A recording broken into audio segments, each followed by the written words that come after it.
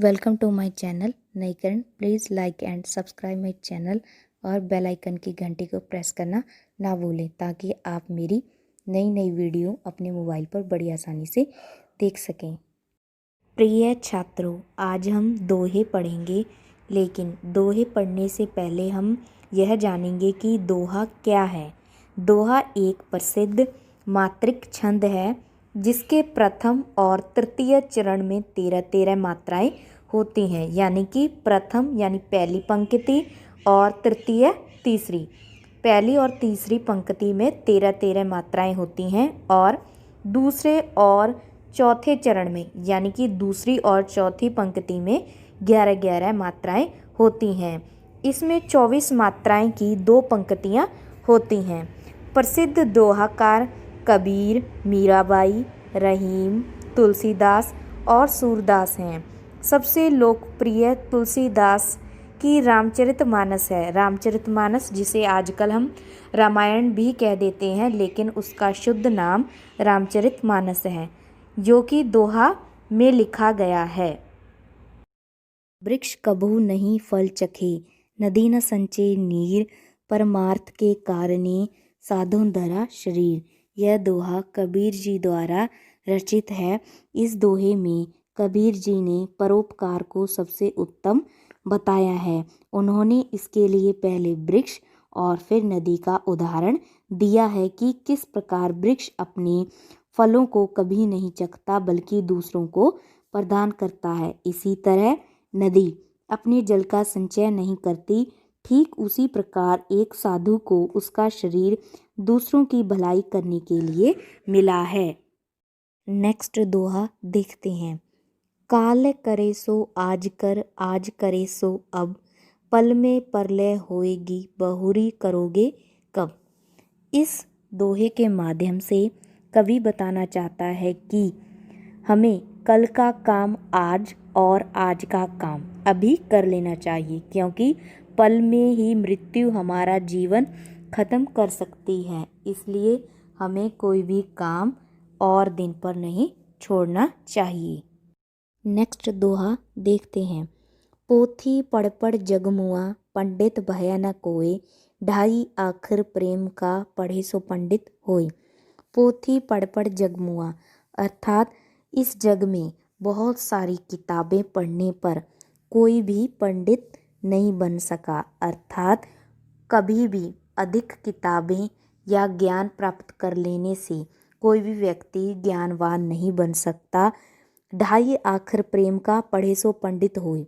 ढाई आखर अर्थात प्रेम के 2.5 अक्षर अवश्य होते हैं, लेकिन जीवन में सही रूप से जीने के लिए यह बहुत ज़्यादा ज़रूरी है। इसलिए जिस व्यक्ति को इन 2.5 अक्षरों का सही रूप में ज्ञान प्राप्त हो जाता है और वह इसके बारे में जान लेता है, वह सही रूप में पंडित बन जाता है। माला फेरत जुग गया, मिटा न मन का फेर, कर का मन का डार दे के, मन का फेर। यह दोहा कबीर जी द्वारा रचित है।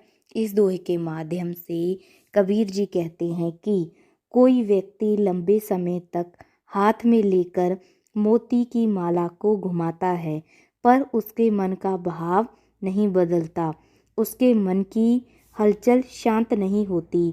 कबीर की ऐसे व्यक्ति को सलाह है कि हाथ की माला को फेरना छोड़कर मन के मोतियों को फेरो, अर्थात अपने मन के अंदर झांक कर देख।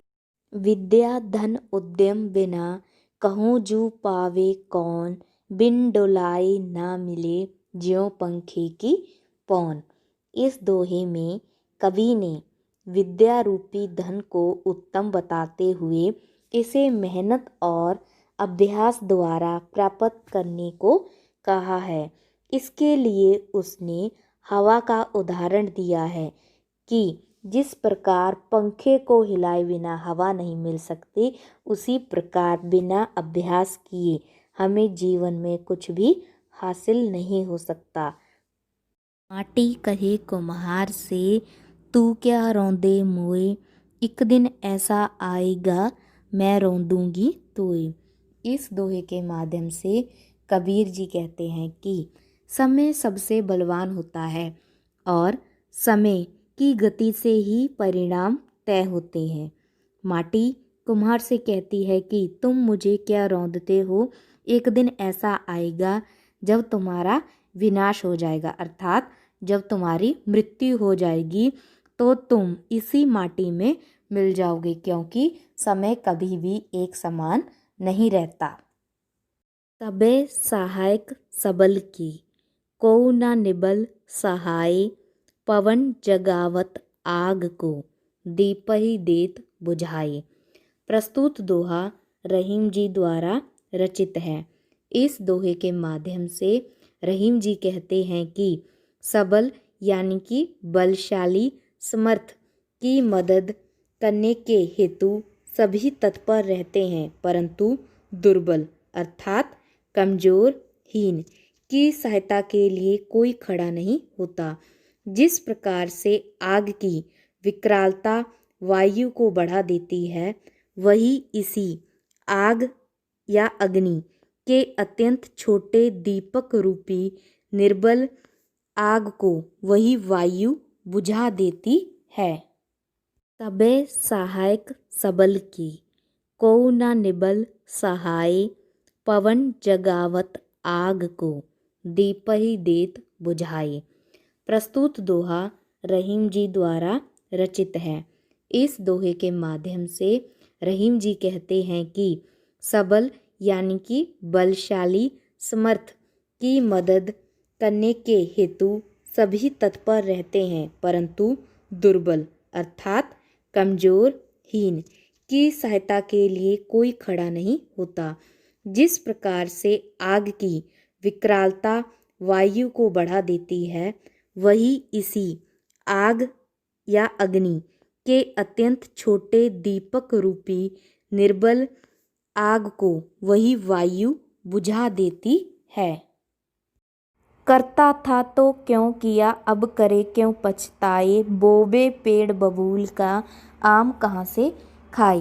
प्रस्तुत दोहा रहीम जी द्वारा रचित है। इस दोहे के अंतर्गत रहीम जी कहते हैं कि अगर तुम अपने आप को ही कर्ता मानते थे तो फिर जीवन में असफल ही क्यों हुए, अर्थात अब पछताने से कोई फ़ायदा नहीं, क्योंकि जो हम बीजते हैं वही फल हम पाते हैं। क्योंकि जिस प्रकार बबूल का पेड़ बोने पर आम नहीं मिलते, उसी प्रकार अच्छे काम करेंगे तो ही अच्छा फल मिल सकता है, बुरे काम करने पर बुरा ही फल मिलेगा। जो रहीम उत्तम प्रकृति का, करे सकत कुसंग, चंदन विष व्यापत नहीं, लपटे रहत भुजंग। यह दोहा रहीम जी द्वारा रचित है।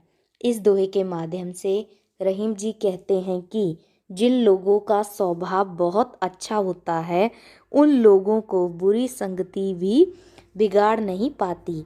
वह उदाहरण देते हुए कहते हैं कि जिस प्रकार जहरीले सांप सुगंधित चंदन के वृक्ष पर लिपटे रहने पर भी उस पर कोई प्रभाव नहीं डाल पाते, उसी प्रकार अच्छे स्वभाव वाले व्यक्ति कभी भी कुसंगति में रहकर उन पर उस संगत का कभी भी असर नहीं पड़ता, वह सदैव अच्छे ही रहते हैं। वीडियो देखने के लिए आप सभी का बहुत बहुत धन्यवाद।